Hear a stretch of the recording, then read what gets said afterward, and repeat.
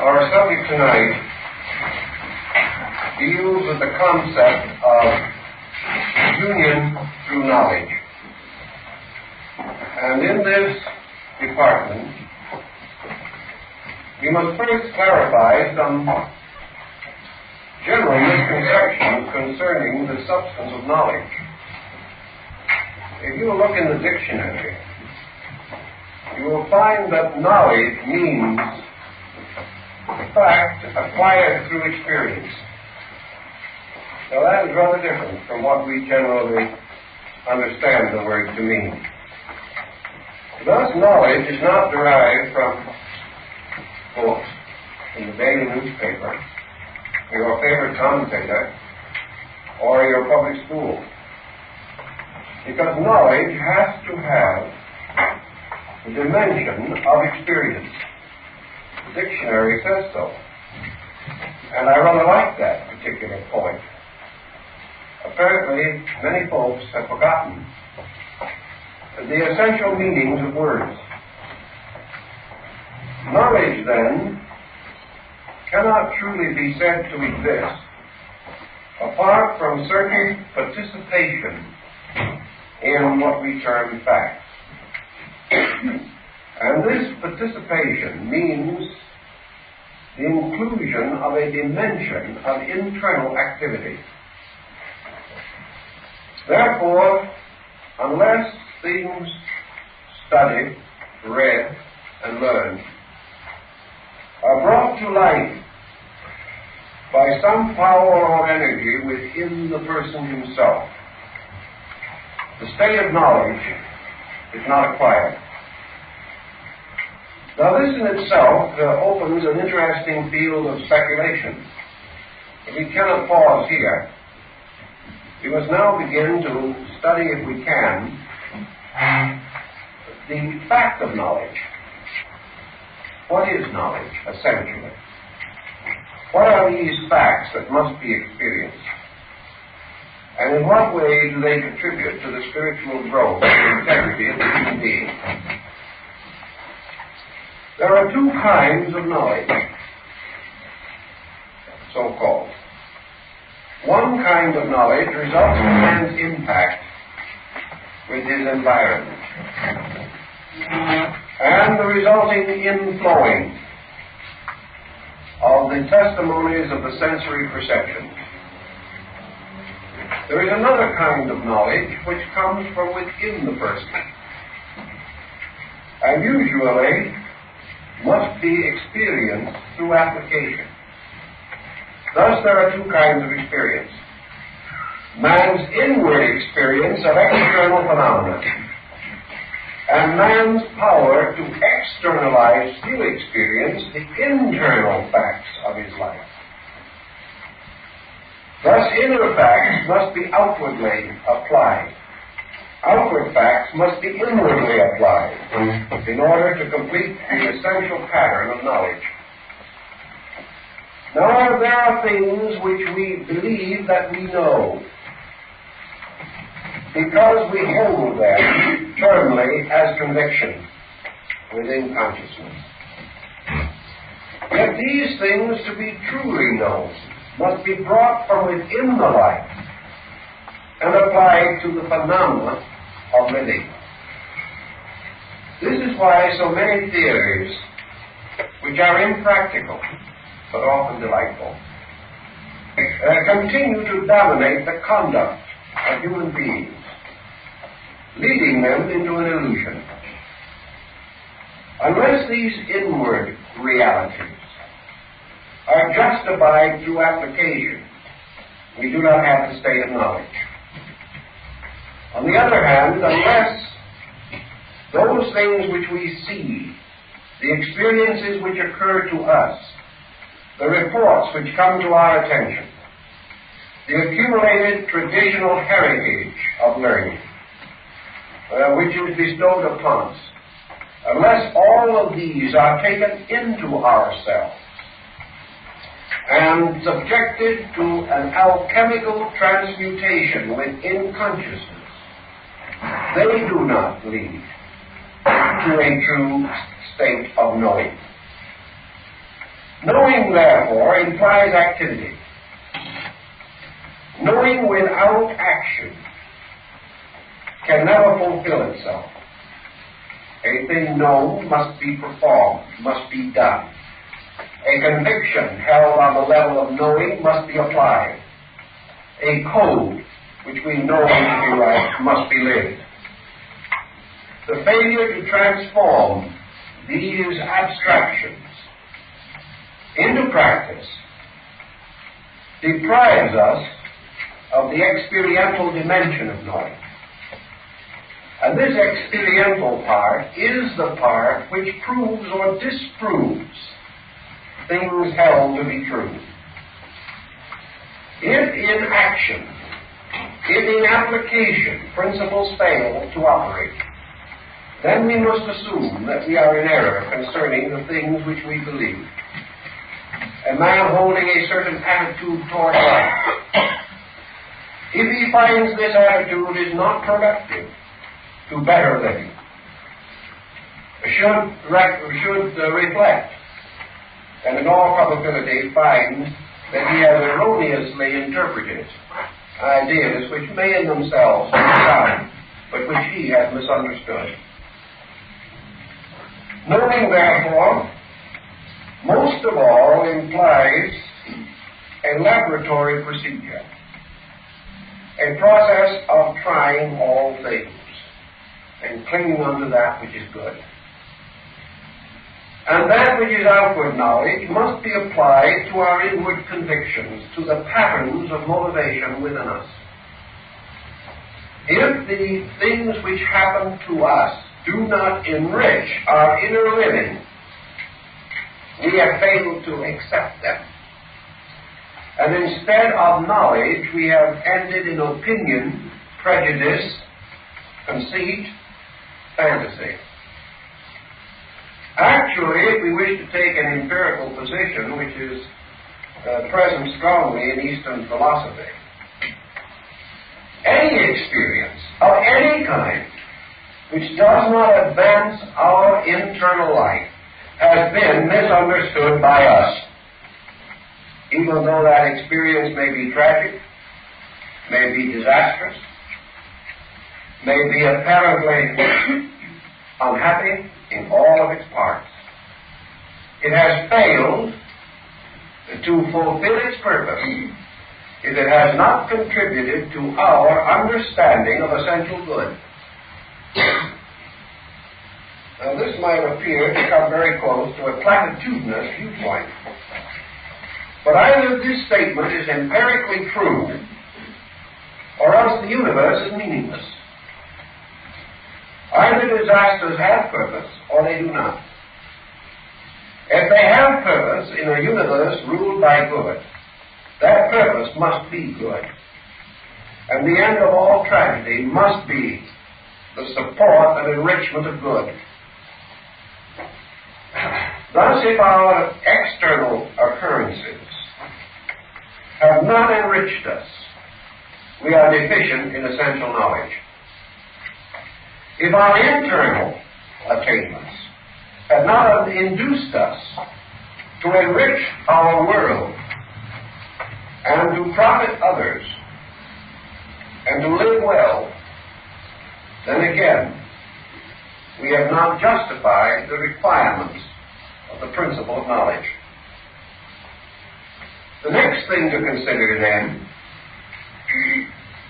is that knowledge, per se, or in substance, in essence, in fact, implies two situations or conditions. One is the thing knowing, and the other is the thing known. Knowledge implies a knower. And knowledge consists of the enrichment of that knower, or the communication of fact to that knower. Thus, we have a twofold relation in life, which we like to term subject-object relationship. In our view of living, the knower is the subject. Knowledge is the object. The object of life, we feel, is to grow. To grow implies increase not only of form, but of knowing. Thus, in Western thinking, the knower is an accumulator.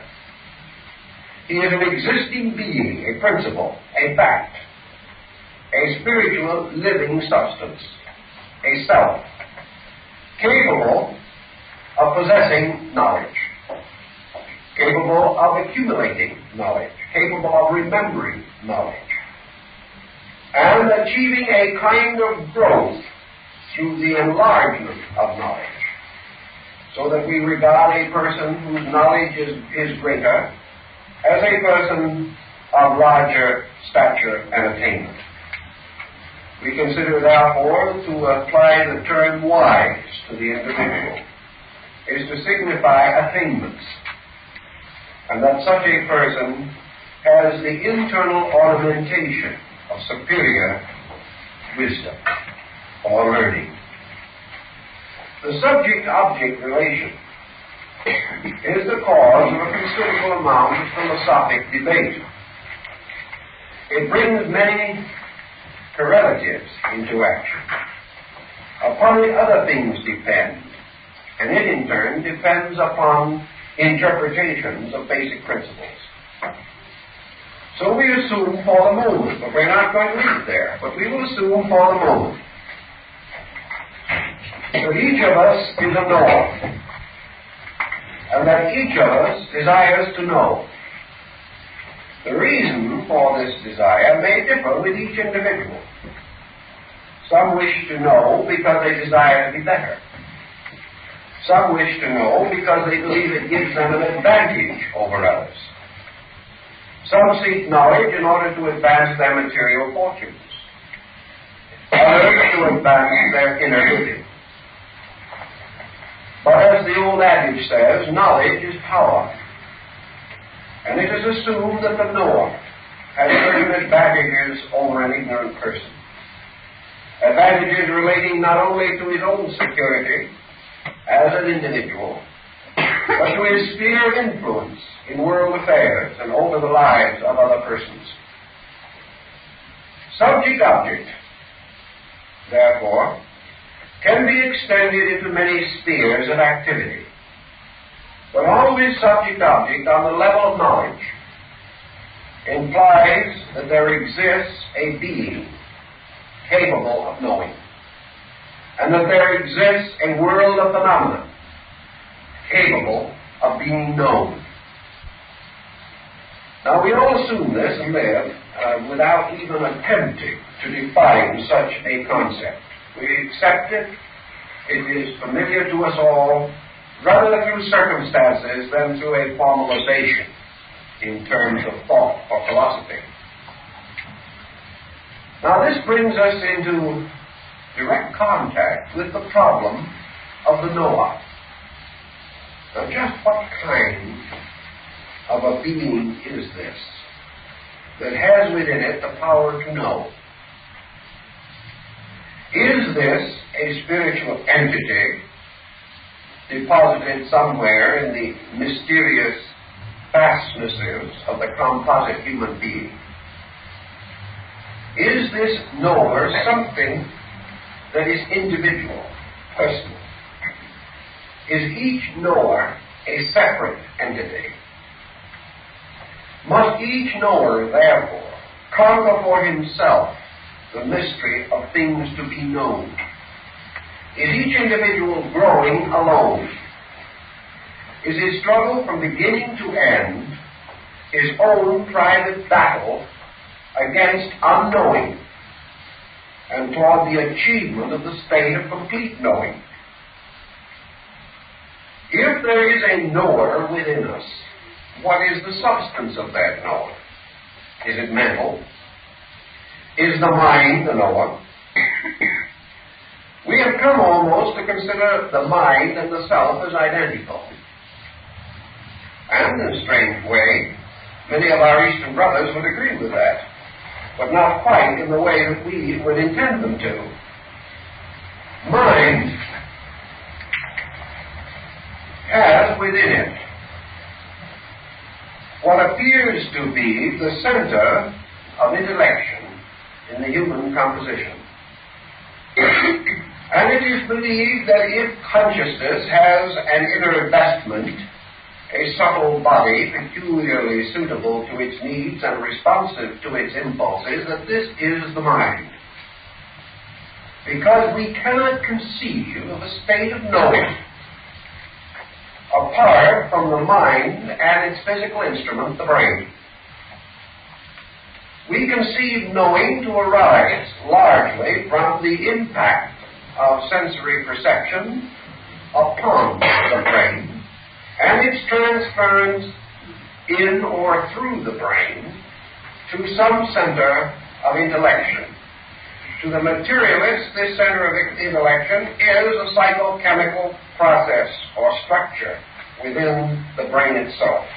To the idealist, it is a separate entity, a being apart from brain and inhabiting it as a man might inhabit his house. But we do face one important consideration, that as far as human beings are concerned, man has no experience of knowledge apart from what he commonly terms the brain-mind formula or pattern. Thus he naturally and instinctively assumes that the mind is the source of his power to know, and that whatever may be the deeper implications of his consciousness, these deeper parts must depend upon the mind for testimony, and that the mind is their instrument, their peculiarly sensitized area by which they may receive phenomena, and also through which they may from within create patterns which may gradually be objectified through the mind and brain into the exterior life of the person. Thus the mind is a sort of two-way road leading both in and out, and along this road must travel those impulses which relate to internal or external knowledge. Now, is this a reasonable conclusion? Is this the true answer to the problem? What is the relation of mind to knowledge?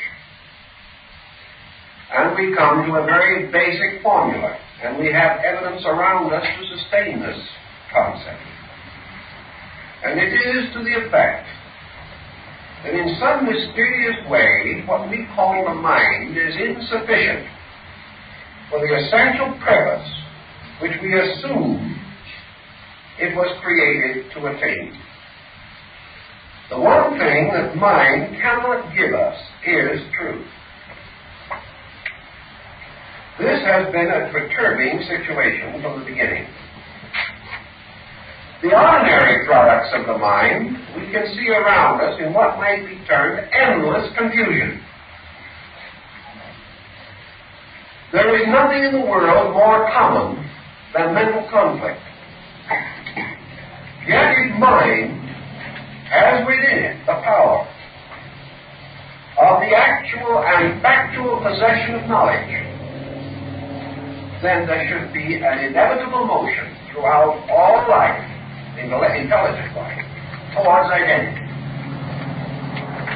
If the mind had the power of rapid and immediate perception of realities, we could have very few differences, because we cannot assume that the inevitable diversity of opinion represents a diversity of fact. It cannot. In the religious world, for example, we have within the field of Christendom nearly 500 sects, each one of which feels that it possesses a peculiar authority, that its own interpretation is peculiarly correct.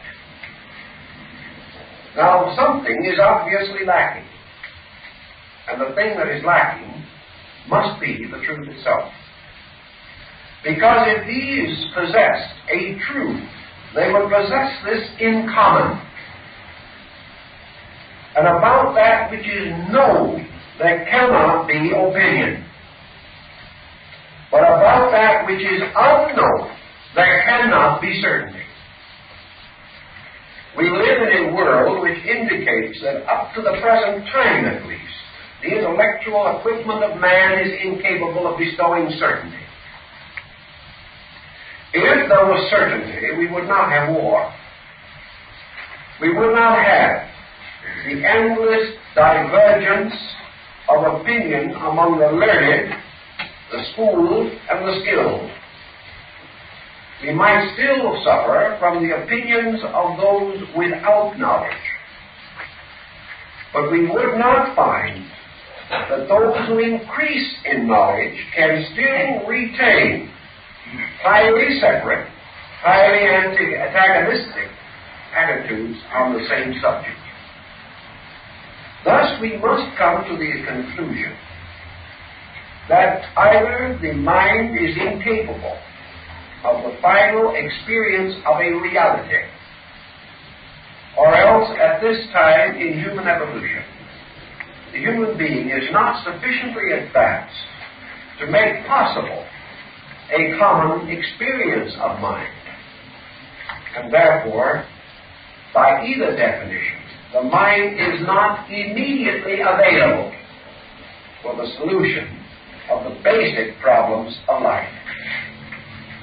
If the mind is not available, are we to assume, therefore, that these problems are unsolvable and must remain so until some future time, some infinite time to come, in which evolution, growth, unfoldment, education, or culture will so enrich man's inner faculties that he may possess this power of common agreement?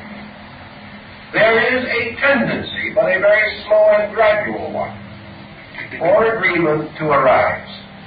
And the evolution of man does indicate that on certain matters he is gradually attaining a more holistic perspective. But as yet, this is far from being sufficient to his needs. Now, in the West, emphasizing the Noah, we enter into an incredible cycle of individuation. We then conceive the human race to be composed of an infinite number of separate beings, each of whom must depend fundamentally and basically upon its own knowing power for its security in every department of living. We have learned that collective security does not result in individual security. We have learned that it is perfectly possible to be miserable in a prosperous and apparently harmonious environment. We find that the individual, regardless of his condition or his state, cannot escape the limitations imposed by his own character and disposition. If, therefore, this process of ultra-individualism continues to be the basis of a philosophy of life, the individual emerges indeed as a rugged, or more likely a ragged individual, one in whom the struggle for sufficiency must go on indefinitely. Now comes a further consideration. Assuming that this struggle does go on, assuming that in the infinite futurity of things, all these selves, all these knowers, will achieve to a state of sufficiency so that they can become completely self-secure units, what do we then have? Some will say the Golden Age.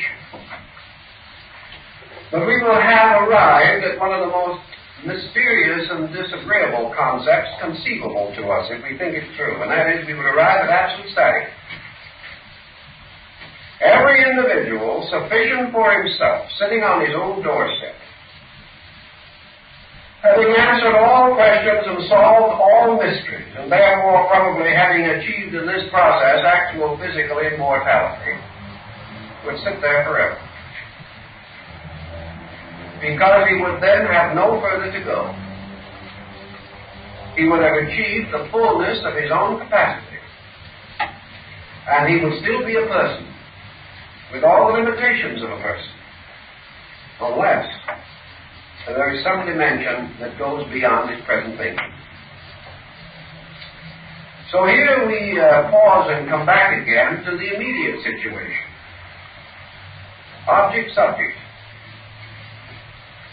The subject man, the object knowing, or knowledge. And the next consideration which arises from this. If knowledge is legitimate, what is its purpose? Have we conceived even for a moment the essential nature of the purpose of attaining a state of knowledge?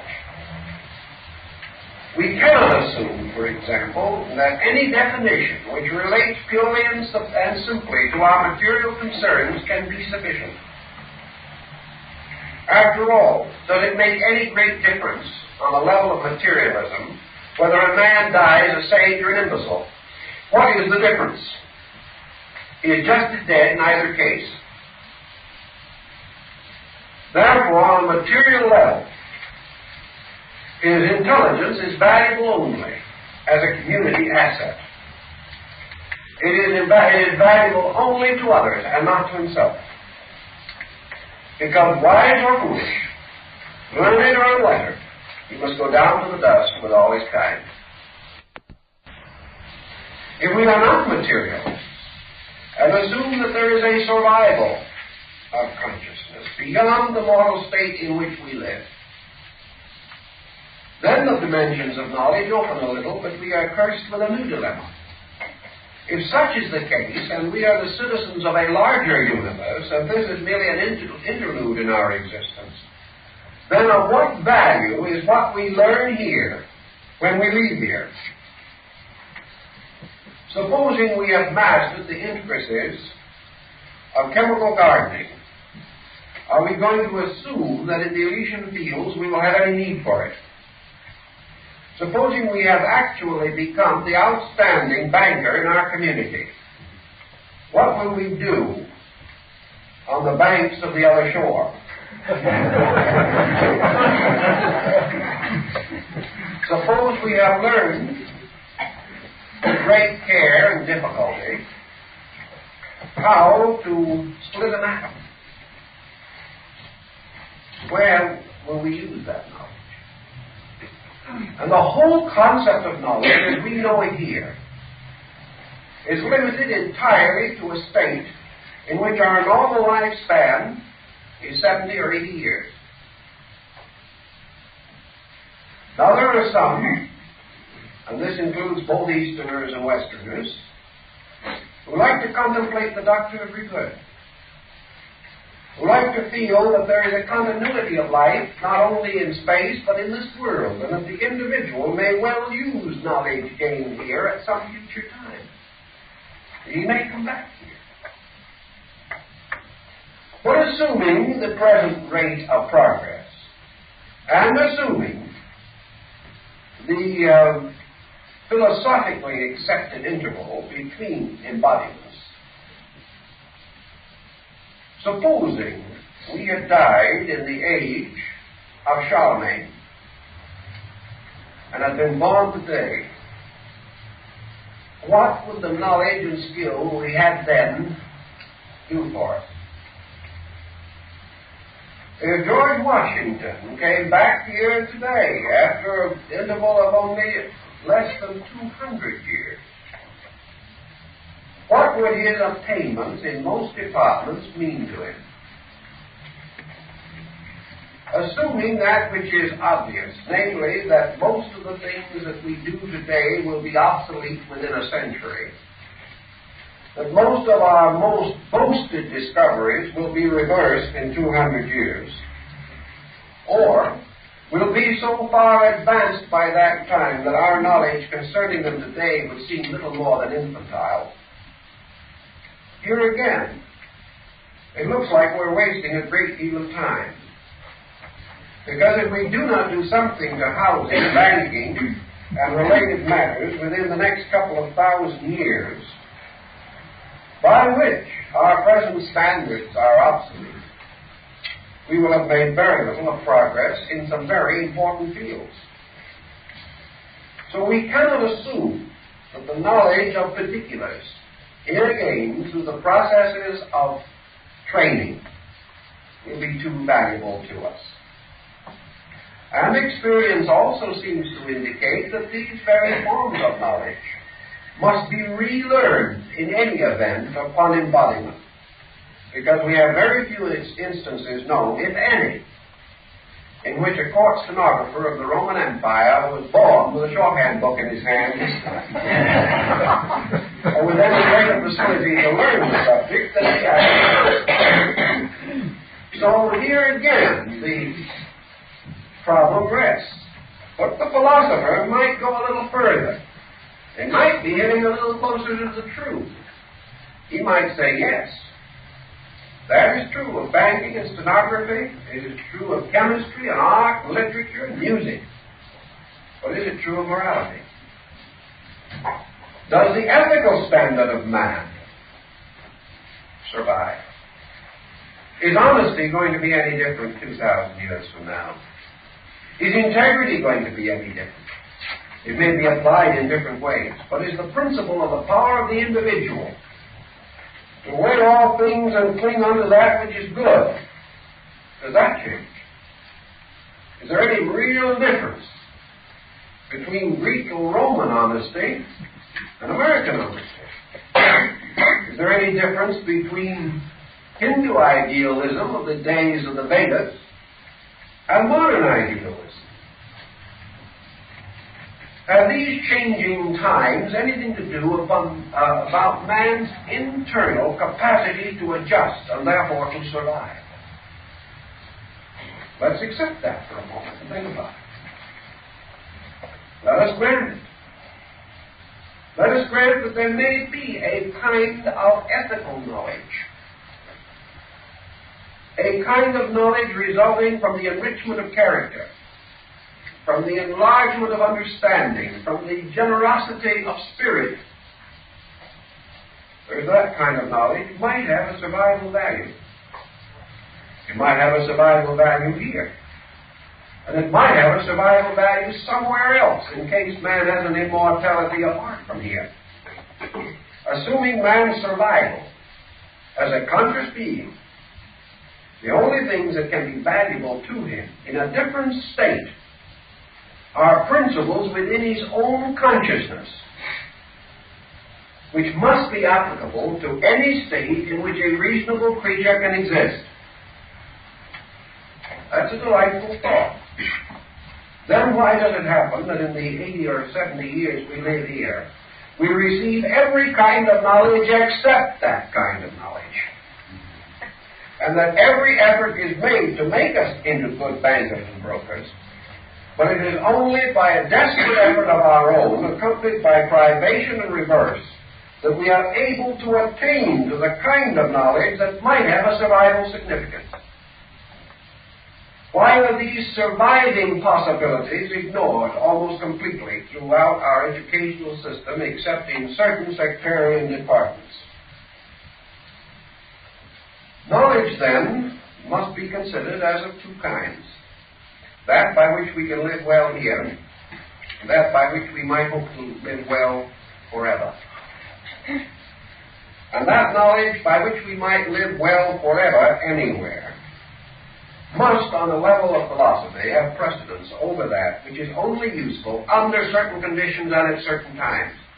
And there are probably persons here who have been forced in midstream to change their ways of life because the arts, crafts, trades, or sciences with which they were acquainted in their youth and for which they prepared themselves have no longer any vitality. It's like a friend of mine who spent the second half of his life moaning over the fact that he was probably the best buggy whip manufacturer in the country.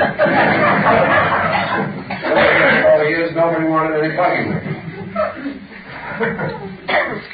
So it has been a matter of often readapting education to the changes within a lifetime, let alone within the great changes of history. But we begin to see a residue of knowledge here that seems to have a permanent significance. And this knowledge goes deeper and deeper into ourselves and relates primarily to these great principles, which must have validity wherever beings with a consciousness such as our own have an existence. If this consciousness does not exist, or does not survive, then there is no validity to any point in this argument. But if it does survive, and does have an existence, and the individual continues, there is one thing reasonably evident, that if he exists at all, he must get along with himself. We do not know who else he may have to get along with, but if he survives, he must get along with himself. And up to now, that has been one of the most difficult programs that the human being has been faced by, because everything that we learn teaches us to get along with someone else. Not that we do that very well in most cases. That is where the training is emphasized. The object-subject problem carries us a little further. Subject, as Noah, must confront a tremendous mystery, and must sometimes contemplate the incredible panorama of that which must be known. We think that some humans are rather smart, but actually in the presence of the unknown, we are all fools together. With all the attainments that we have made, we have not even lifted the fringe of the unknown. And as we proceed further, we come nearer and nearer to bewilderment, because the vastness of the universal plan is simply beyond our comprehension as beings. Even if we continued for countless aeons of constant and industrious discovery, we would still be faced by the unknown. And we would come nearer and nearer to the realization that there is a mysterious dark wall that divides the known from the unknown. And any subject on the level of the objective, which we follow long enough and trace carefully enough, goes slowly towards this dark wall and disappears. The noumenal side of existence, the source of things, the causes for things, and the reasons for things, are never immediately available to us. We may observe manifestations, but the nature of the manifesting power is eternally elusive. We have no ability. We can divide matter until matter disappears. And yet when it has disappeared, nothing has been lost except our ability to find it. So we are constantly in the presence of effects, which as we trace them to their causes, seem to disappear and leave not a rack behind. Yet these causes and these causes alone are solutional in the level of knowledge. For without the knowledge of cause, all men are ignorant. Now then, can the knower know cause? That's a very large question. And upon that, we must pause for a moment to consider the relation of the knower to cause. Assuming cause as a supreme fact,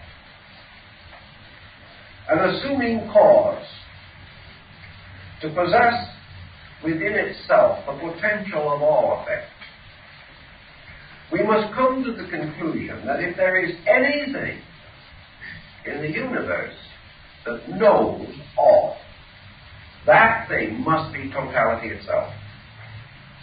Nothing else can. No part can never know all.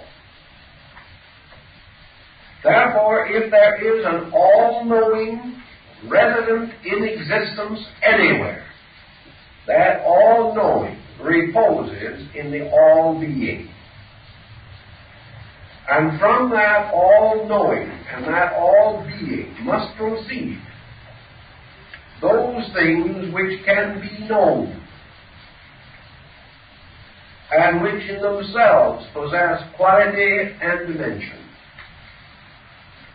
If, therefore, there is a plan, and this creation is the unfoldment of that plan, then the only power or being possessing the full and complete knowledge of the plan is the planner itself. The parts can never know, because no part can ever know more than itself. Because the moment it retires to the source of its own existence and becomes identical with self-knowledge, it has reached the termination of its own identity. So all knowing must depend upon all knower. And an all knower must be totality. Must have within itself the capacity of complete existence. And that this complete existence may be regarded as knowing or unknowing is a tremendous question. Is this complete existence to be defined as the all-conscious? Or is it to be defined as the unconscious? In other words, does the root of existence so completely transcend knowing that totality is superior to knowing, therefore has an existence apart from knowing, and consequently, whatever its state may be, it is remote even from knowing. Man creates the term unconscious to describe the root of his own or the collective consciousness. But whether he is using this term to mean that which is unconscious or that of which he is unconscious is another large question. Like the small boy who took the attitude, I don't see it, therefore it isn't. Is this term really indicative of anything known, or is it merely indicative of our own desperate effort to define an abstraction? Now, if we assume a totality at the root of existence,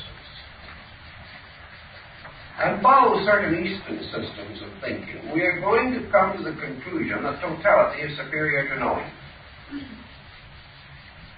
Therefore, that knowing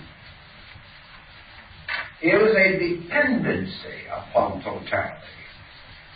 And for that reason, knowing can never know totality, because it is inferior to it, or posterior to it in concatenated descent.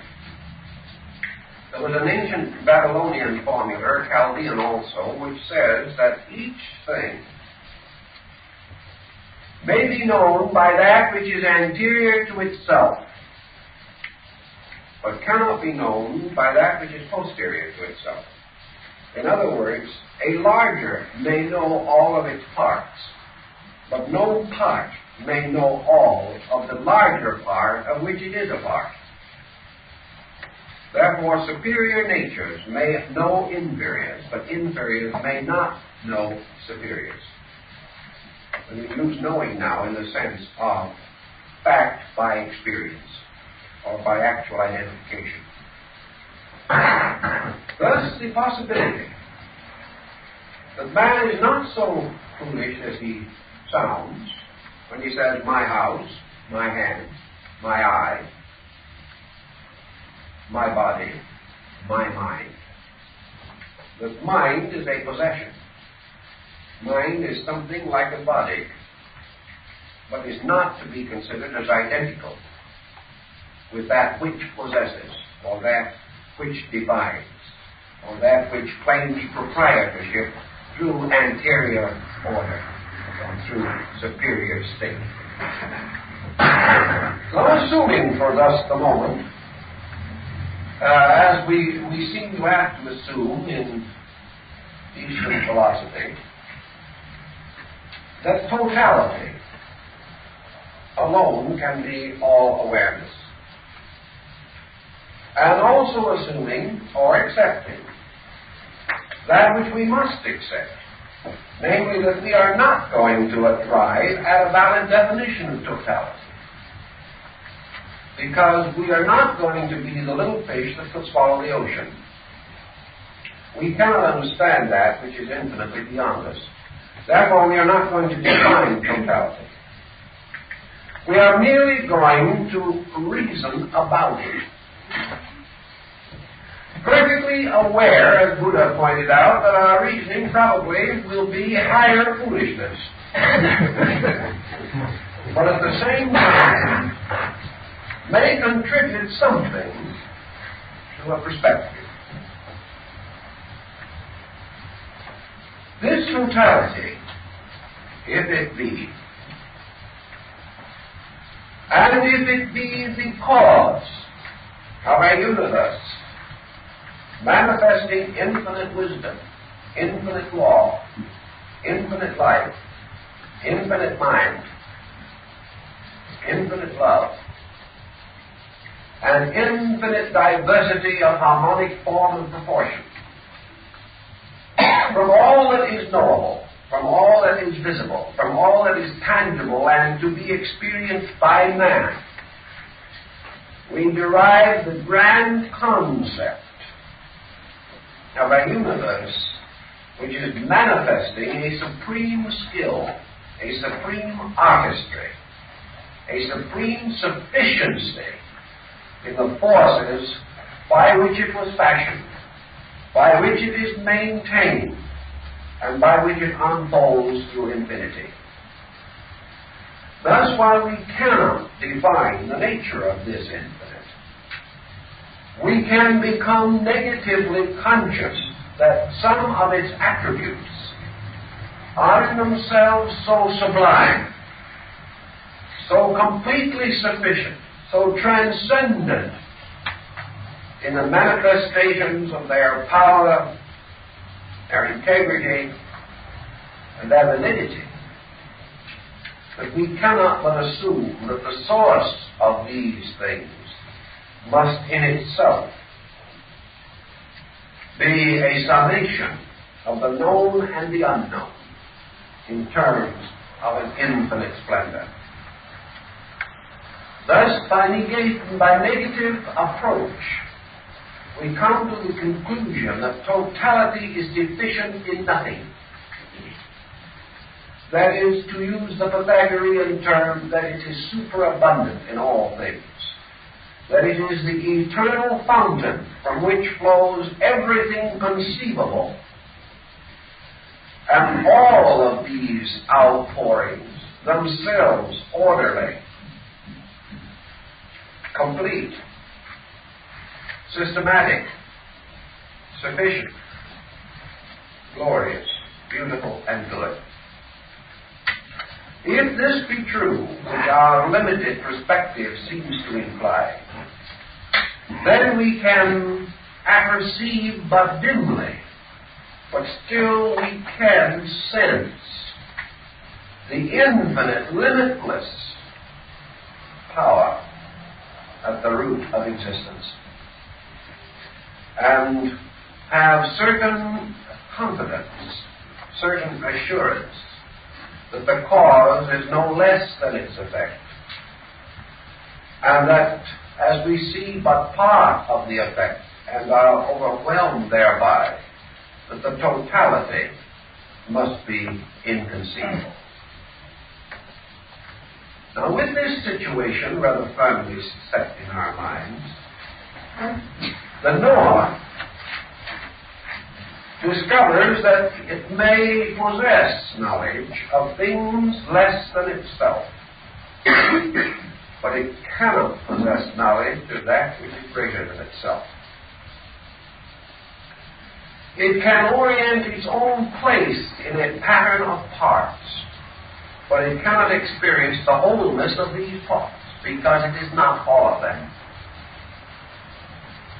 Therefore, as it exists in part, therefore it must think in part, reason in part, hope in part and believe in part. This means, as the Chaldeans so wonderfully explained it, that man may possess in periods, but that forever and eternally superiors possess him. And this is an interesting consideration. The dog may own his own fleas, but the man owns the dog, and the dog will never own his master. Therefore, in marriage, the human being may own his house, and may try to own his relatives. He may attempt to own his business, but he can never own his world. And this is true both of his inner world and his outer world. And those who have tried to conquer the world have found to their grief that the only thing that man who wants the earth will ever get will be the 6 feet of it that form his grave. Now, if we think in these terms, let's see what this implies. Let's think through this thought for a moment. A man may know that which is inferior to himself, but must only be known by that which is superior to himself. This becomes his relationship between God and nature, between which man stands, as Gaeta says, twixt heaven and earth, dominion weakly. Man may unfold the pageantry of his socialized existence on a material plane. But as he turns inward, he turns towards superior. And his relationship with his own origin is always a negative relationship, whereas his relationship to the things over which he has authority is a positive relationship. Now, in our Eastern thinking, for a moment, we work with this thought considerably. That man may possess knowledge, but he must be possessed by truth. That he cannot possess it because it is greater than he is. And the individual can no more possess that which is greater than he is than he can eat a meal which is larger than his own body. He must, therefore, in his relationship to superiors and inferiors, recognize that his approach to superiors is through the gradual development of receptive powers, whereas in his relation to exteriors is justified and maintained through the gradual development of objective, aggressive powers. Man can never be aggressive toward the infinite. He can never take the kingdom of heaven by storm. He can never force himself into a superior state of being, nor can he force his own entity above a level on which such entities have their natural existence. So subject-object relationship is subject to a sudden twist. And the individual who says, I am the subject and life is the object, is referring downward into objectivity. When he turns back and refers upward into subjectivity, he says, I am the object and it is the subject. In other words, the knower subjectively is not himself, because he is one of the things that the knower can know, but he can never know the knower. Thus his relationship is turned, and instead of being positive to an environment that is negative, he suddenly finds that he is negative to an environment that is positive. His spiritual salvation, therefore, depends upon the fact that he is known not the fact that he knows. This is the root of mysticism. Because mysticism is man entering into a receptive relationship to superiors.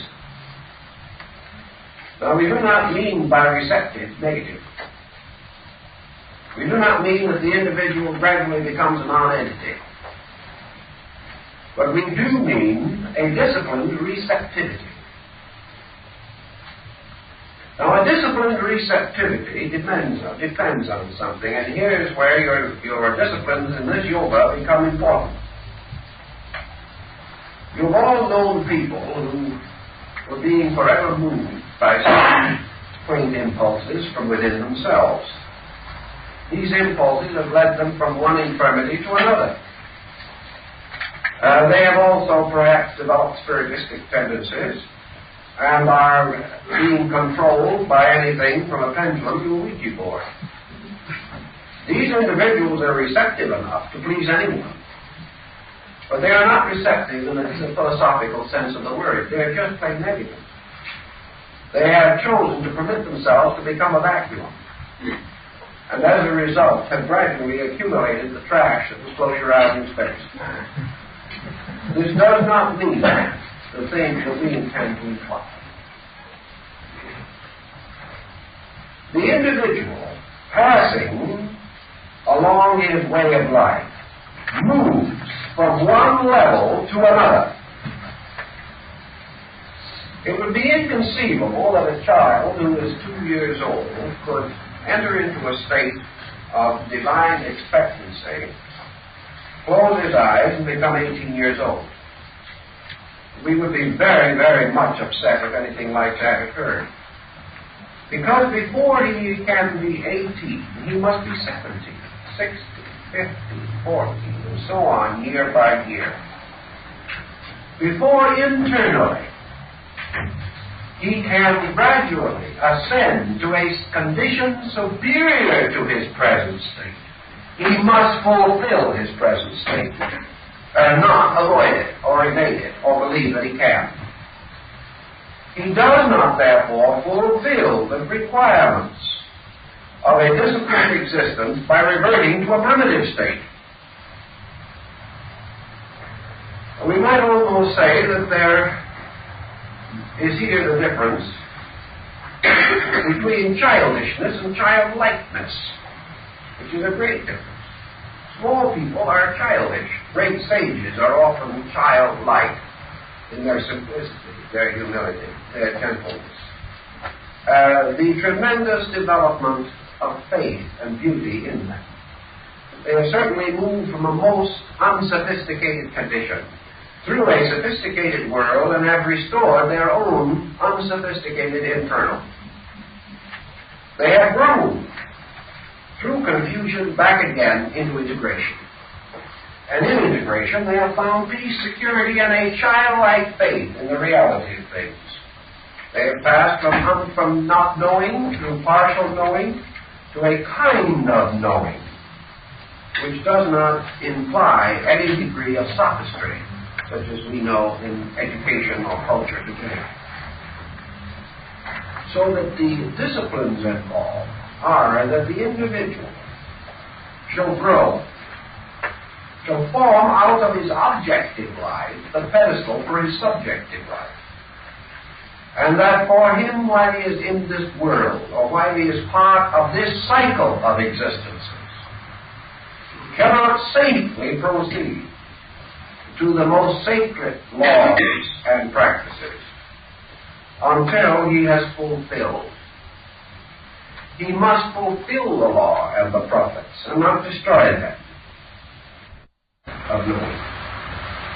But it does so in a manner that leaves no weakness or insecurity, and also by discipline relieves the human being of one intensely dangerous reflex, and that is fantasy.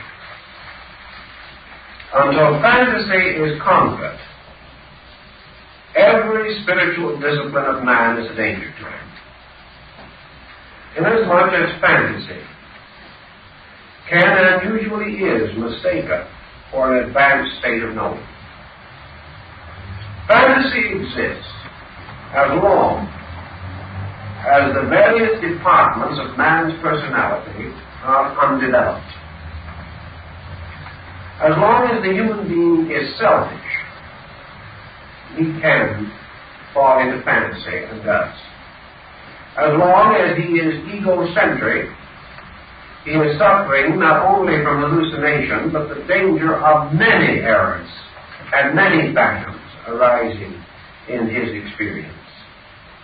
While he is capable of anger, he is capable of error. The moment the individual finds that he has reached the extremity of his own temperance, he has reached the circumference of his own safety. That is terribly, terribly important. Man living from within himself and planning and preparing for a superior kind of existence reminds me a little bit of the writings of the French transcendentalist Elvis Levy. This priest, who took the Kabbalistic name of Levy, said that the astral light, which is so important in certain mystical things, is a beautiful garden of wonderful flowers, each one with a poisonous serpent twisted around the stem. This is the fool's paradise, and the only paradise the fool can ever inhabit. It is the paradise of wishing. It is the paradise of mystery and imagining. It is the paradise of fantasy. It is where the individual finds it possible to validate anything he hopes for, wishes for, or believes in. But every wish, every hope turns upon him, and he discovers that its beauty conceals a poison. So, the development of consciousness requires and demands discipline.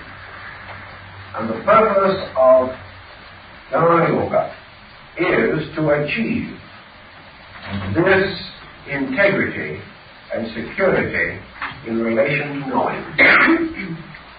It is the individual coming finally to the experience that his own belief that he knows is the great illusion which he faces.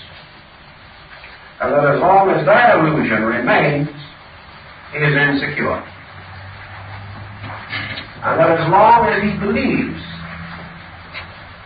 that with his own egocentric, polarized entity, he is capable of the ultimate attainment of knowledge, he is also going to fall under the fantasy that he today and at this hour knows more than he does.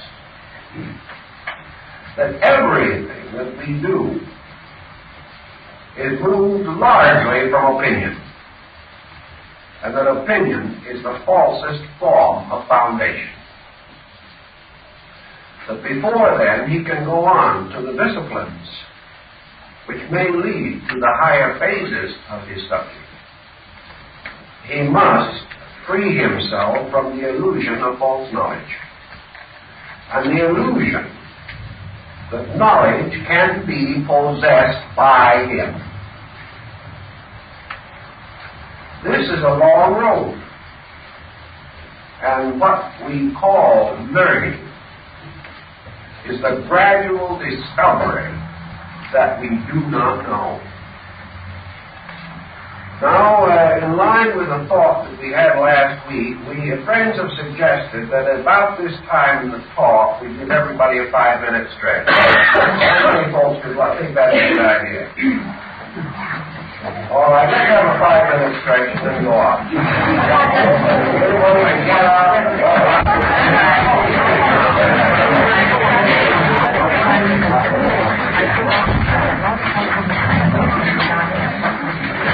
This is a good point. How about it, Frank? Is gone? Yeah. We have a tape recorder, so we want to keep the records on these. So that's why I nodded in the back, get permission to proceed. This has been a good point to break because it gives us a turning point between this and certain positive expressions which we want to consider. Now, we've already mentioned this problem of the divided self. The self in each person struggling desperately to know what is in everyone else and ending by not even knowing what's in himself. This is the patent dilemma. Well, it occurs to those who are a little bit thoughtful, perhaps,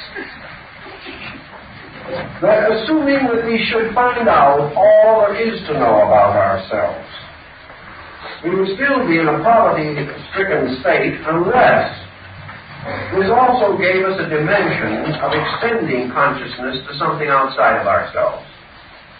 It really makes very little difference what we do with the prison as long as we stay in it and the door is still locked. We may allow it to remain a hovel or we may make a palace out of it. But we are still captives. We are still held within the most dangerous pattern of the world, and that is utter isolation. The only possible solution, then, to the significance of consciousness, even for the average person, is that through it he can experience something beyond himself. Now, to experience something beyond himself, he has to assume that his consciousness extends beyond himself. And he attempts to approach this problem on the level of parapsychology or on such experiments as telepathy and things of that nature, by means of which it seems possible that he may experience something beyond himself. But study your records in your parapsychology work, and you will find that it is perfectly possible by telepathy to exchange the spots on a dice or the figures on a deck of cards. But there have been no reports by parapsychology of an individual actually experiencing the consciousness of anything else. So that hasn't proved the answer. And it probably will remain a blind alley. Because we are still dealing only with a magnetic field and the possibility of mental transference of image, which is not unknown and has been practiced for thousands of years. But there again, this does not unlock the door to man's unification as a conscious experience of being. Now, if we wish to assume for the moment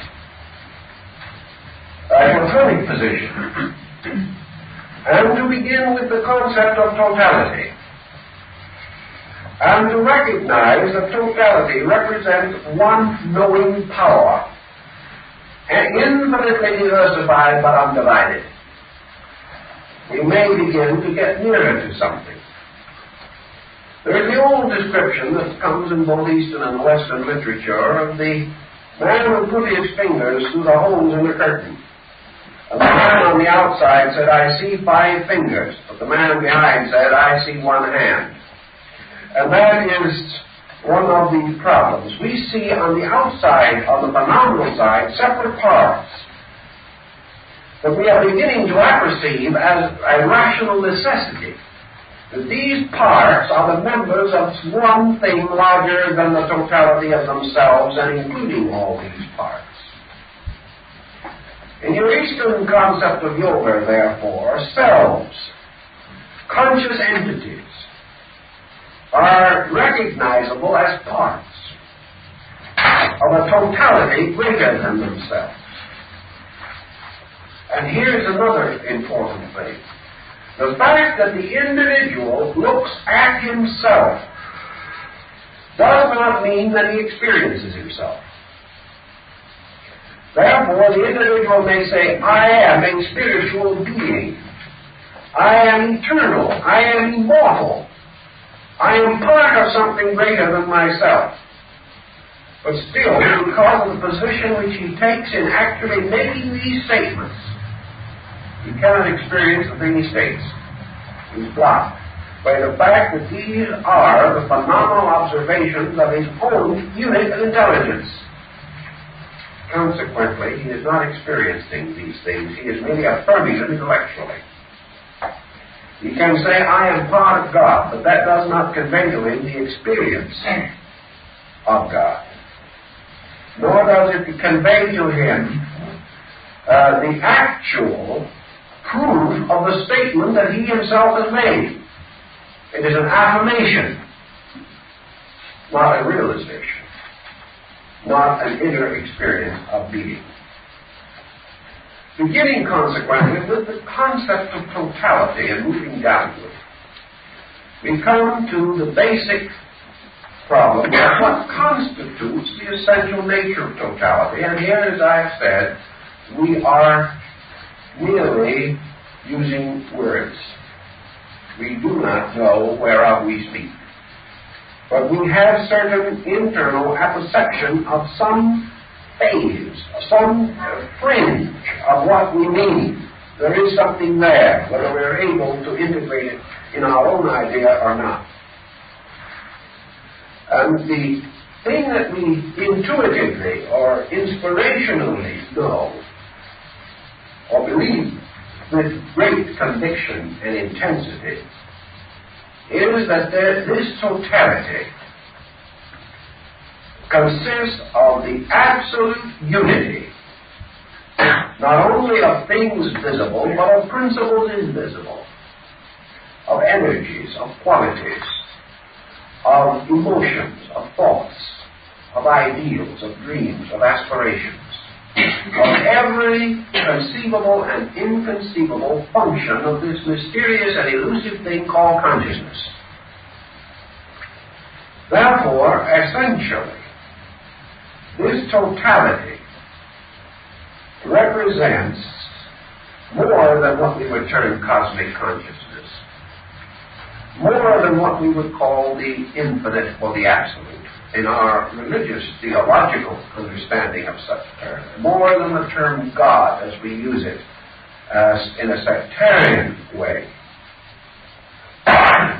It represents something which transcends even the concept of being as creature or as a separate and recognizable entity. It is no longer God sitting up somewhere. It is no longer law moving from some radiant center. It is no longer a spiritual sun shining in a celestial firmament. It is beyond all of these things. And we conceive of it as boundless, definitionless, limitless, and all-pervading, all-diffusing allness, deficient in nothing conceivable to creatures.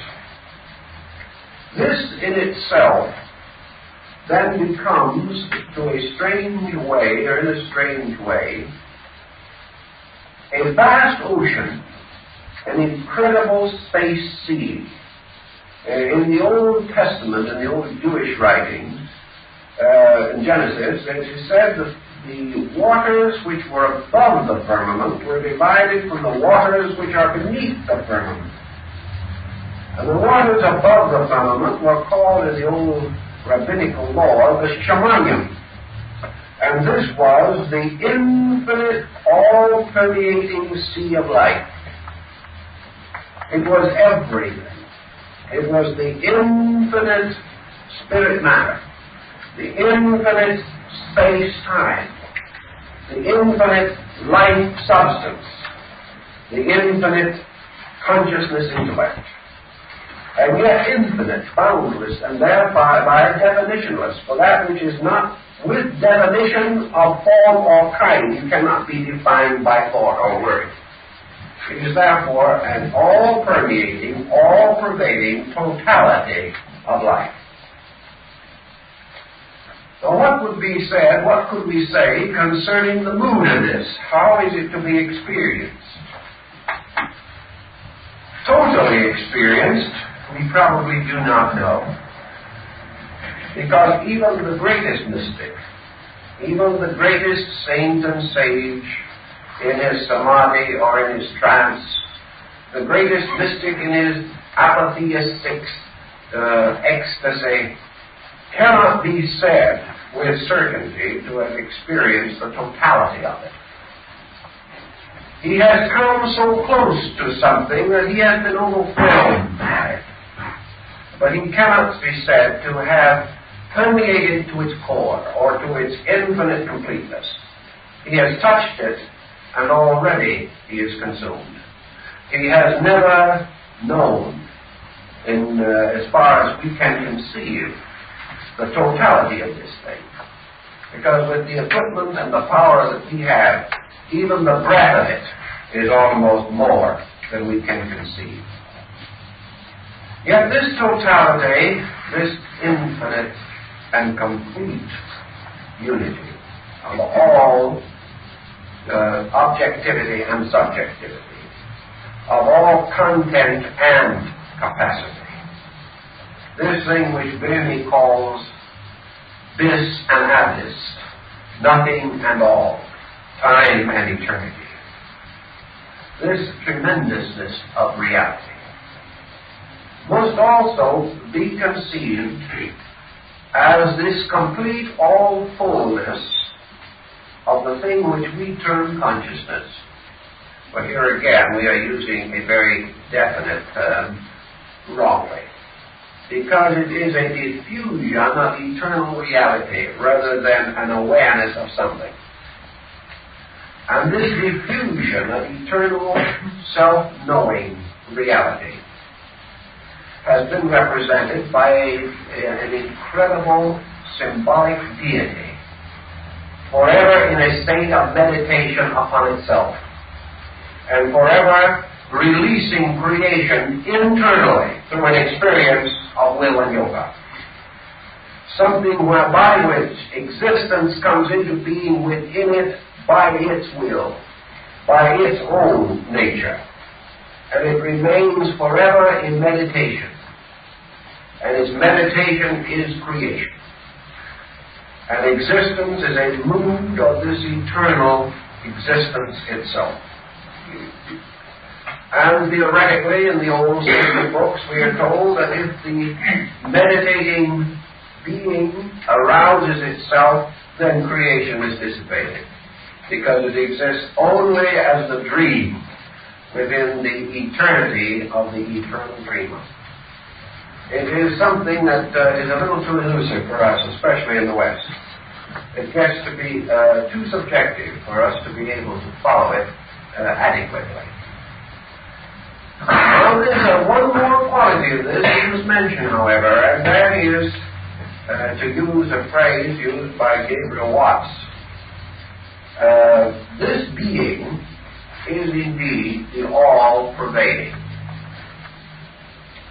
It is something which is neither here nor there, but is everywhere, always. It is no further from the individual than himself. It is within him, around him. And so he likes to think when he says, I am here and I am surrounded by these qualities, or I am permeated by them. The sea rises and falls in relation to me, flowing through me. Actually, this is not quite the correct perspective. What really happens is that this is forever there and here. And it is this in which we live and move and have our existence. And it is the reality, and we are the dream. There was an old Chinese book I found at one time that pointed out that when the gods created man, they gouged holes in space, and that these holes have been walking around ever since. Man is the vacuum, and space is the infinite fullness. And man is the vacuum because he has closed his consciousness to the light of which he is a part. He has shut out the infinite, and therefore is alone in it. But while this might be crude also, there is a philosophic point here for the thoughtful. Thus, actually and factually, time and infinity occupy the same place at the same time. Man and the infinite are in eternal identification with each other as far as displacement is concerned. That which separates the finite from the infinite is not distance, but qualitative interval. And this is a kind of a fourth, fifth, or sixth dimension, really, so if you wish to so define it. This interval is actually an interval within man, an interval of isolation created by his own concept of existence. In Eastern thinking, not only by one life, but by many lives, and by the constant impact of phenomena, man falls under an hypnosis, a spell, a glamour. And that spell, or hypnosis, or glamour, relates to the illusion of selfhood. To man, the important thing is himself. To the universe, the important thing is the universe.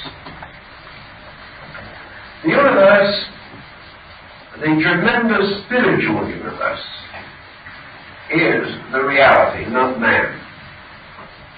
And the human being, gradually unfolding and growing,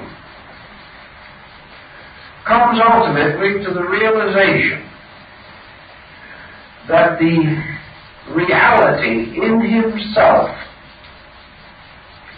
is not a unit, but is the presence of a universal reality. That this universal reality, in its own substance, has never been divided. Therefore, that men may be many outwardly, and many mentally, many emotionally, many egoistically, but in their root and substance they are one. And they are not only one with their own kind, but one with every kind and one with space. That if we can, theoretically, penetrate deeply enough into the person, we move backward through personality to individuality to universality. Thus, that as our objectivity reveals us as many, our subjectivity leads us ultimately, inevitably, to the fact of unity. That this unity is not the ability of the individual to understand his friend alone. This unity is the individual's inevitable participation in the state of allness. Now, this state of allness transcends selfness, oneness as we think of it, because we now come upon a Pythagorean problem, which is interesting for us for just a moment, and that is the consideration of the concept of one. Now, Pythagoras said there is a one which is the archetype of the first. There is the monad, or complete unity, which is the archetype of the all.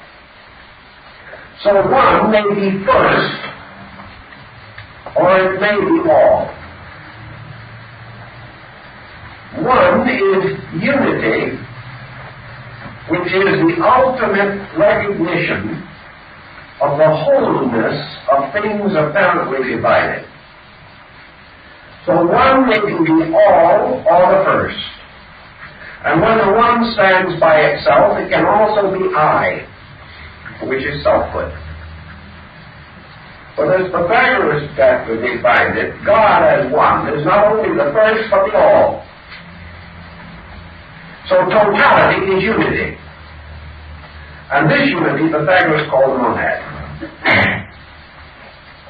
because it is one. So that the individual has the experience of oneness, not only as identity, but as unity. Not only the first, but the all. Not only the sum of parts, but the totality, which is a concept superior to the sum of parts. Here, then, as we get back again to the East Indian concept of the thing, we have the individual whose actual existence is that he is rooted in totality. He is not part of it. He's not a little piece of it. He's not the northeast corner of it. And as he moves in toward it, he does not move into a totality. He moves into totality itself. He does not become one with something. He becomes the totality of that thing. The individual, therefore, as he approaches totality, must ascend gradually through division. And he must transcend the concept that these units which he has termed himself are parts of a totality. Because the totality itself is not partial. It is as though you took a black curtain and you made many small pinholes in it and put one light behind.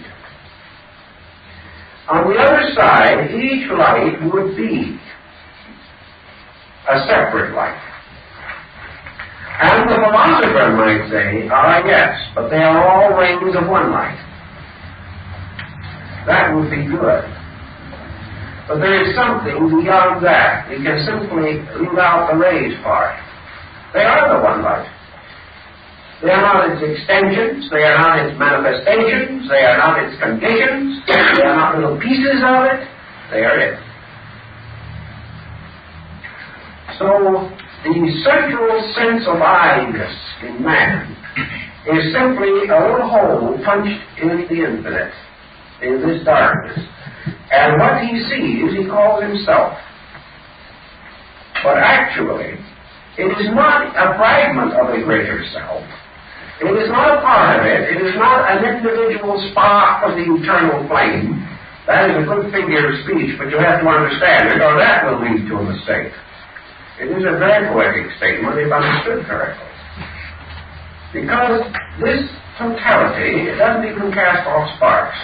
It is always all present, everywhere, forever. And the reason why it appears to have separateness is because on the objective plane, the vehicles of its manifestation have what appears to be a separate existence, without the realization that they exist because of this complete unity, and that their life belongs to it. So gradually we come to the concept that in the totality of things there is one body, creation. And whether it's the ant, or the man, or the planet, or the star, there is one body. And what we call body appears to be a number of forms because we can move in and around the parts of them, but the totality of form is a unit in itself. There is one mind. This mind is broken up, apparently, through the phenomena of human mind-brain association, so that we seem to all have separate minds. There is one emotion. But we all seem to have separate feelings. But these feelings are the conditionings by matter and ignorance of one emotion. We have one consciousness. But because of the differences in the vessels into which consciousness flows, we apparently have different kinds of consciousness. The Zen Buddhists have a way of explaining that is rather nice. They use the concept of a great stream of water to represent this infinite consciousness. So a man takes a round vessel and fills it with this water, and he holds it in his hand and says, "Behold, the water is round." Another man comes with a square vessel, fills it, says, "Ah, no, water is square." And another man comes with a long, thin pipe and fills that. And he says, no. Water is a long, thin pipe. In other words, the concept is that this universal reality appears to take the likeness of the forms which hold it. And wherever the diversity of forms appears, we are inclined to assume that these forms define the proportions, dimensions, and attributes of this principle. But actually they do not. The motion of this principle causes it therefore to be susceptible of being described as an insect, as a bird, as a blade of grass. But none of these descriptions define that principle itself. And in each kingdom of life, in each way of life, there are symbols which are apparently the manifestos of life. But the life itself is one. The root is one. The inevitable energy is one. And this energy, differentiating on levels of consciousness, intelligence, force, represents first unities of these things within its own sovereignty. Being it all. The totality of consciousness is a manifestation of being. The totality of intelligence, or mind, intellect, is a manifestation of being. The totality of force is a manifestation of being. Consciousness, intelligence, and force are a triune aspect of being, at the base of an infinite diversity of trinities and triads and the Trinitarian doctrines of all kinds. But these three themselves, consciousness, intelligence, and force, are again merely appearances, forms, modifications of that which is all of them and is itself also totality, continuum. So in its pure totality, being is the absolute, indivisible completeness, deficient in nothing, that is required or possible in an infinite manifestation of its own nature. Man, going into himself then, has to move inevitably as an experience of consciousness, backward or inward, toward source. This is his only home. The only way home is back into source.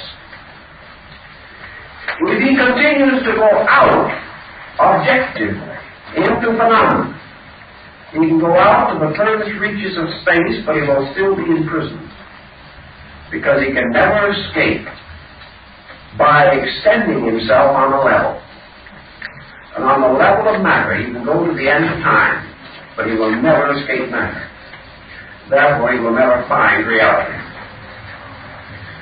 He must recognize that the ladder of faculties and powers which he has within himself must be climbed by himself toward his own source.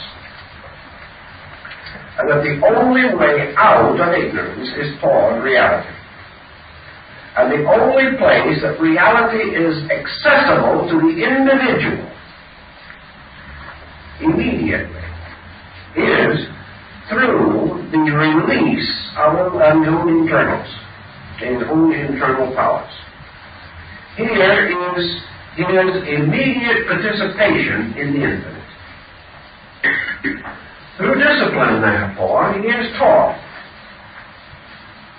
to overcome one by one the negatives, by means of which he is held to a state of Maya or illusion.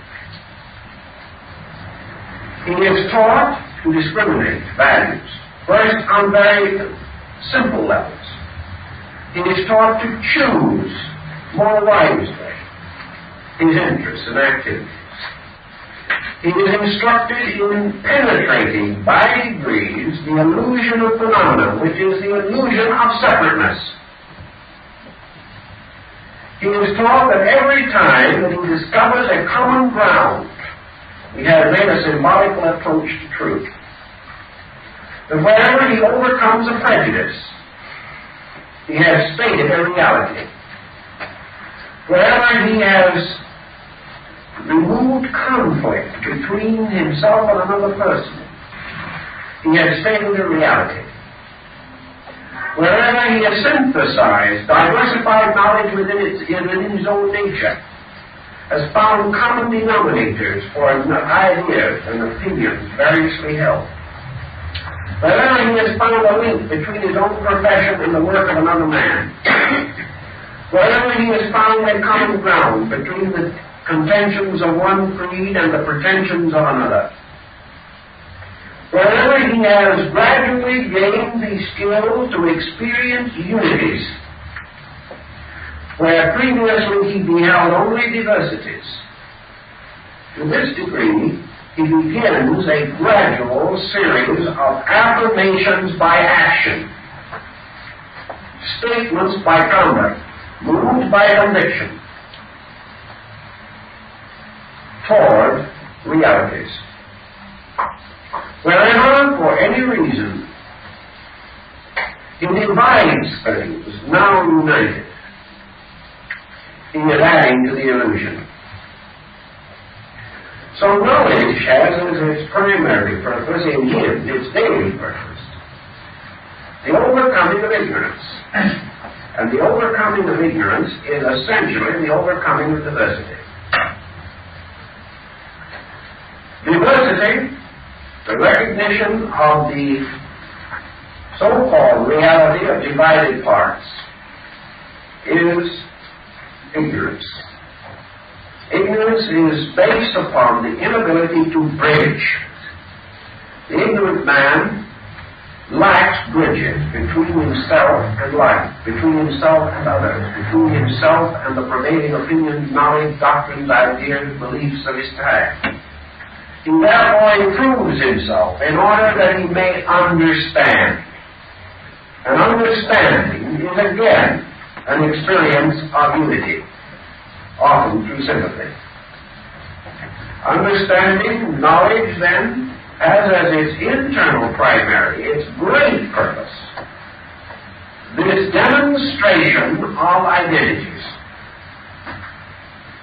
the proving through experience of sovereign realities larger than parts, and solving any problem of parts by discovering the superior unity which controls them. A man studies an art or science. He cannot proceed long before he realizes that the arts and sciences are part of one thing. He studies science, then he studies philosophy, then he studies religion. But ultimately he learns that these are three names for one essential principle. As knowledge increases, he discovers the identities of these three and their integrity as elements of a unit or of a larger design. So he discovers that above religion, science, and philosophy is the over-concept of truth itself. That they are dimensions or extensions of the idea of truth on a level of illusional or imperfect mind. So his search for knowledge is always rewarded by the experience of unity. Now, on the emotional level, the experience of unity can produce the phenomenon of love. Because love arises from the recognition of values, from an experience toward decentralization of self. There can be no real love unless there is a bridging between self-purpose and service to another creature. Therefore, love is the giving of self to another. It is a departure from self. It is an escape from isolation, which is a term for selfhood. Love, therefore, is the recognition of the good in another. It is the service of that good in another. It is the dedication of personal energy, power, to an impersonal or non-personal objective, the service of another. Therefore, it helps to break down egocentricity. If it is possessive, it tries to draw the object of its affection, and in so doing instantly ceases to be loved. Because love cannot possess. Where there is possession, there is passion, but there cannot be love. So love becomes again a unifying power. We say, love your neighbor, love your enemy. To love must come with understanding. And the understanding is breaking down false barriers which have been built between identities, things substantially indivisible, artificially divided by the ignorance in man himself. So everything that tends toward the recognition of unity is an advancement of learning. So we go gradually against the stream. For remember, in the Western world, we have made the great pattern of specialization by breaking up unity. We are paying for that in our psychology of life. We are paying for the glorification of fragments by gradually becoming more and more fragmentary as a civilization and less able to unite, cooperate, or work together for any common objective. We are producing people who think only of their own advantage. That is the end of social unity. And when society ceases to be a wholeness, it dies. For society is a unity and an experiencing unity. And society depends for its survival upon the good of the whole being elevated above the rights of the individual, yet under a lawful and proper order. Man approaching the mysteries of consciousness must also think in terms of the good of the whole, unity, above the advantage of the divided parts. So he proceeds, and knowledge continues to increase in him as an experience of identities. For this is essential knowledge. It's nice to learn to speak Greek. It's very pleasant to learn to square the circle or trisect the angle. But essential knowledge is the constant pushing toward the recognition of unity. That is essential knowledge. On any and all levels, it causes the individual to ascend to the experience of a totality of some kind. And every totality is a miniature of the universal one. Every totality is a symbol of infinite unity. So that which lives in the approach to totality is living perpetually in a state of worship. Whereas that which lives in a sense of fragmentation is living perpetually in a state of blasphemy, in the discrediting of the divine power, the perverting of its agencies, the misuse of its principles. Knowledge, then, is always moving toward this unity. Not on an intellectual level, but gradually on an experiential level. The individual is learning to become aware of unity. Is becoming, therefore, aware of something which has an existence. And he is also becoming aware of something which, as his awareness increases, he realizes to be greater than himself. Now, the individual does not hesitate, usually, to acknowledge the existence of a power superior to himself. But he lives as though it did not exist. He lives as though any power superior to himself is little better than an interference. Actually, the gradual experience of unity causes man, by degrees, to become aware of the sovereign unity, and to see in each of the united patterns like a magnificent crystal or a snowflake, which is a perfectly orderly unity, the dynamic symbols of infinite unity. that each unit, each thing which is a completeness in itself, is a seal, as Rene called it, the signaturum rerum, the great, real, positive seal of the infinite. And that reality stamps itself upon all wholeness, and that all wholeness participates in its experience. And that therefore man, to experience, as far as he can, absolute unity, must achieve this experience through the totality of himself. Now, the totality of himself can imply several things. But essentially, it implies the gradual unfoldment of his own potentials, so that there is no longer any deficit or deficiency in his parts by which fragmentation is perpetuated. For where there is something that is strong and something else that is weak, there cannot be unity. So that if man has many faculties, uses half of them, and does not use the other half, he cannot have the experience of totality. Totality is the experience of its own nature. And when the individual, through the extension of his knowledge, through the gradual ascent of his consciousness, gradually eliminates the error from the compound, he finally arrives at the summit of his own potential. And then ascending that summit and reaching that summit, which is also the end of knowledge, he finds that the only thing that remains now as an illusion is himself as the observer of all other things. That between him and the infinite, there remains only his own determination to see or examine the infinite and to know it. And that as long as this interval remains, he is not in a state of identity.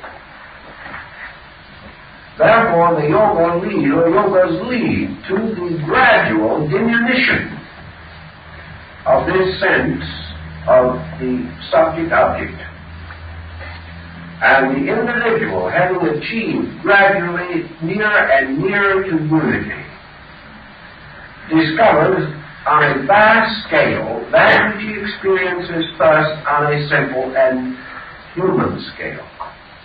We say in daily living that the happy man is the one who forgets himself. That is also true of the great achievement of yoga. The sublime man, the illumined man, the individual capable of the infinite experience of illumination and identification, is the person who has forgotten himself. And in having forgotten himself, has become susceptible of or capable of the infinite experience of being.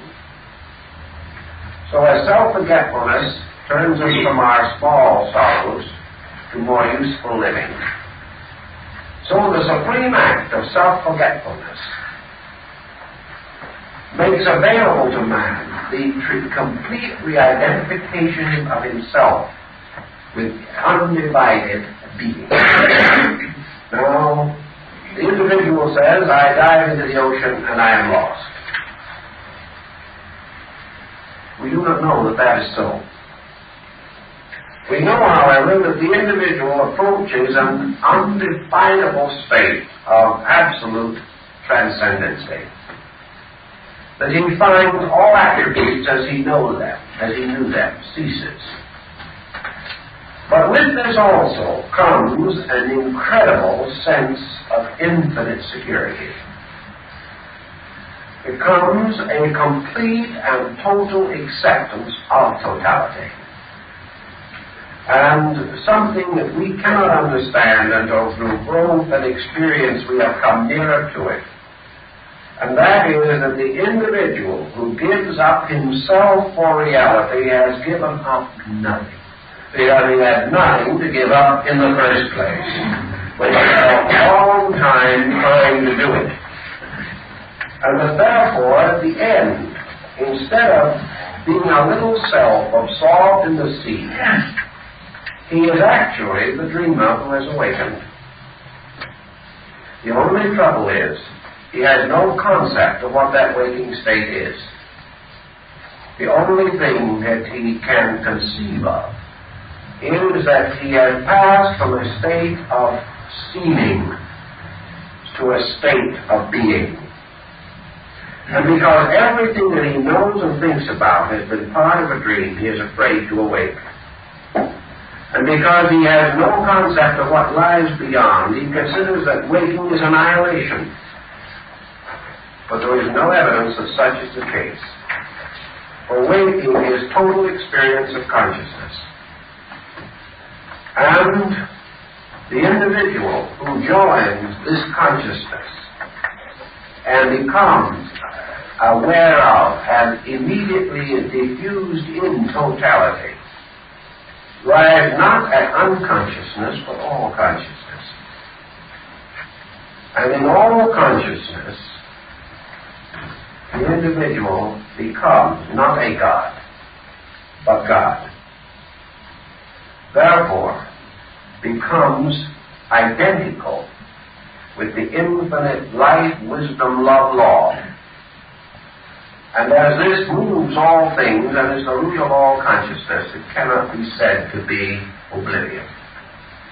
It is a transcendent state for which man has no available definition. But it can only arise as gradually the illusion dies through the disciplines of knowledge. And through knowledge, man comes finally to know that which is desirable. And in achieving this end, he gathers the resources of his nature for the final decision to awaken. And this final decision brings him into something not knowable by knowledge, but which he could not attain without the experience of knowledge to lead him, guide him, direct him, and in various ways protect him from the illusions and the compounding illusions which come in man's questing. So this, in substance, is all we can do tonight, for the time is up. And we'll have to save the further consideration of this and other problems for the discussion on logic.